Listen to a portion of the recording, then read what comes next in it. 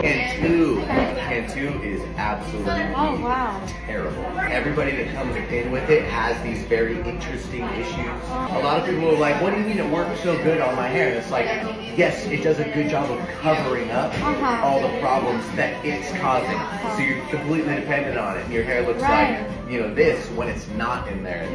And I also use this one. See how much oil that is? Tea tree oil, linseed oil. What does water not mix with?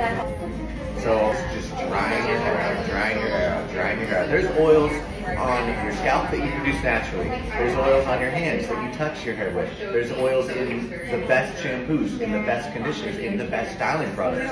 Why do you need that much oil?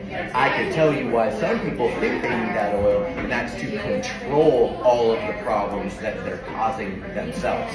And that oil only exacerbates the problem because it only dries things out further. If you're using something right, there are oils in them, but it's formulated properly, they're fractioned right, they're cold pressed, they rinse out very easily. Stuff like that just compounds in your hair unless you use a stripping, like a clarifying shampoo, and then that dries your hair out even further. And that winds up making your hair brittle and it breaks, and that's what gives you the frizz that you're trying to hide with the oils, and then you just start the problem all over again. So the whole idea is to get your hair to look great, but you don't have anything in it, so there aren't problems to cover up. That's what I need. Yes, I agree.